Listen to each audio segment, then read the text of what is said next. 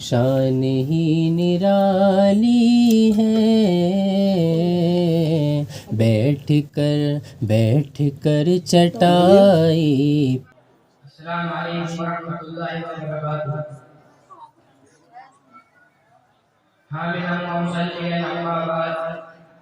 صدر محترم، حاضرین جلسہ، دنیا میں ایسی بہت سی شخصیتیں گزری ہیں جنہوں نے اپنے ذریعے کارناموں سے خالق کائنات کی رضا حاصل کی اور مخلوق خدا کو بھی راضی رکھا، جن کا مقام اور مرتبہ قابل رشک اور لائق تحسین تھا، مگر کیا ایسی شخصیت بھی ہے جن کی عظمت کا یہ حال ہو اور جن کا مقام اس قدر بلند ہو اور جن کی عظمت کا یہ حال ہو کہ اللہ کے کسی نبی اور رسول نے ان کے نکاح میں یا کے بعد دیگرے اپنی 2 بیٹیاں دی ہوں، اور دوسری کے انتقال کے بعد فرمایا ہو کہ اگر میری تیسری بیٹی بھی ہوتی تو میں اس کا نکاح بھی فلاں کے ساتھ کر دیتا۔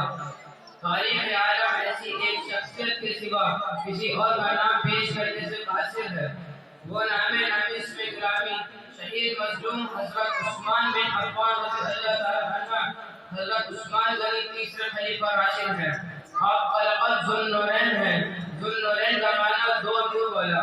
حضرت عثمان کا یہ لقب اس لیے پڑا کہ رسول اللہ صلی اللہ علیہ وسلم کی 2 صاحبزادیاں حضرت رقیہ اور حضرت ام کلثوم یا کے بعد دیگرے آپ کے نکاح میں آئیں۔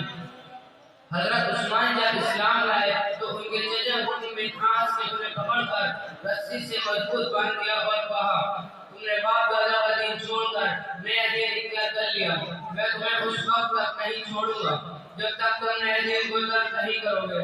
حضرت عثمان نے جواب دیا، خدا کی قسم میں دین اسلام کو ابھی تک نہیں کروں گا۔ آخر ظالم ظلم سے اور آپ کو رہائی ملی۔ حضرت عثمان کی حیا مشہور تھی۔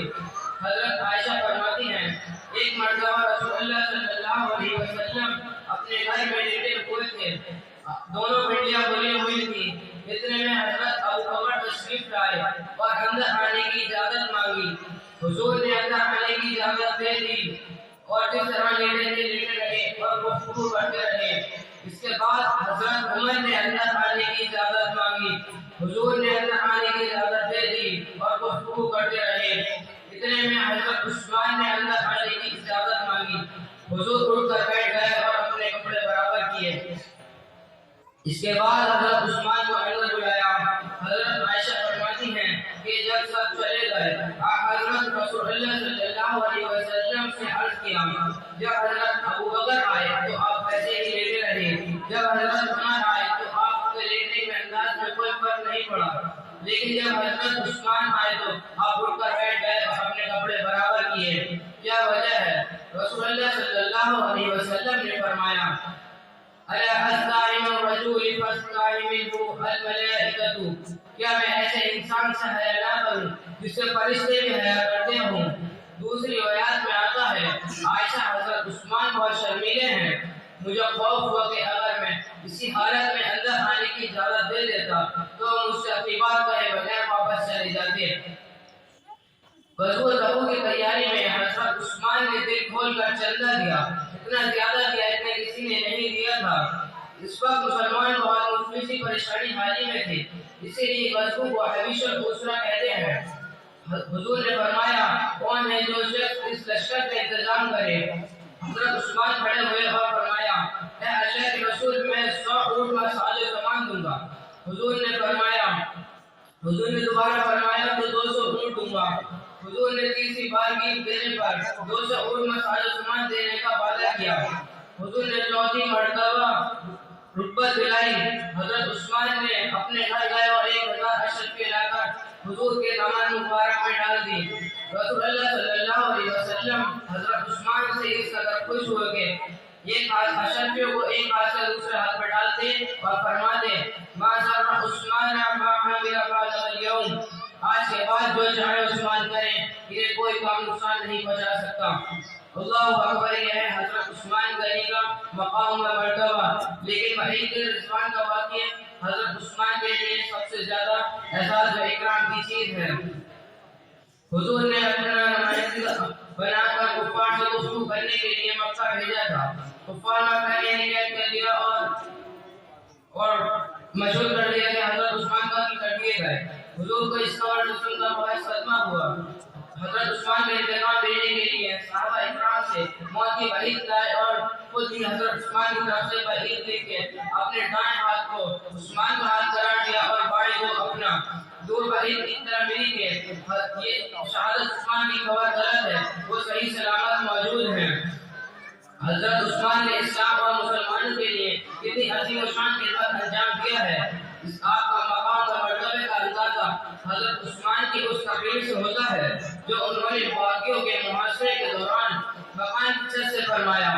حضرت عثمان نے فرمایا، اے لوگوں، میں تم سے اللہ اور دین اسلام کا واسطہ دے کر پوچھتا ہوں کہ جب رسول اللہ صلی اللہ علیہ وسلم مدینہ منورہ تشریف لائے تو سوائے بیر رحمہ کے کوئی میٹھے پانی کا کنواں نہ تھا اور بیر رحمہ بھی ایک یہودی کی ملکیت میں تھا. حضور نے فرمایا، کون ہے جو بیر رحمہ کو خرید کر مسلمانوں کے لیے وقف کرے؟ چنانچہ میں نے اسے اپنے ذاتی پیسوں سے خرید کر مسلمانوں کے لیے وقف کیا.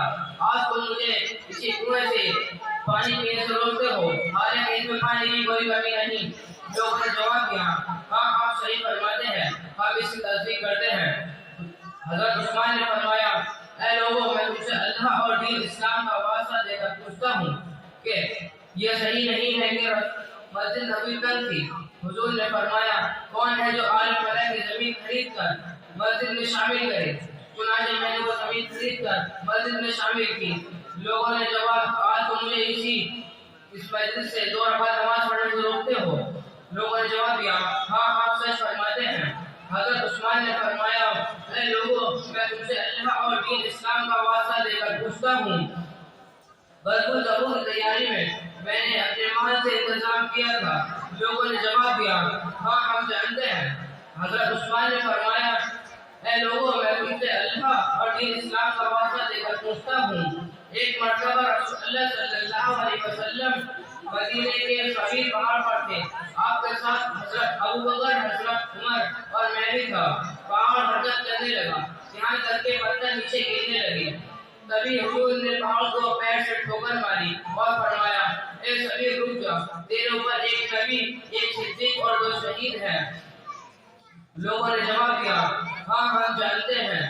اللہ اکبر، رب کعبہ کی قسم میں شہید ہوں. یہ جملہ حضرت عثمان نے 3 مرتبہ دہرایا. حضرت عثمان کی یہ فضیلت کیا کم ہے. حضرت عثمان نے اپنی جان دے دی مگر مسلمانوں میں تلواریں نہیں چلنے دی. مظلوم آنا شہید ہو گئے مگر باقیوں سے قتال نہ کیا. یہ کوئی معمولی بات نہیں، دل ٹوٹنے کا کام ہے. اللہ تعالیٰ ہم سب کو صحابہ کے نقش قدم پر چلائے. وَمَا عَلَيْنَا إِلَّا الْبَلَاغُ. السلام علیکم ورحمۃ اللہ وبرکاتہ. ماشاء اللہ.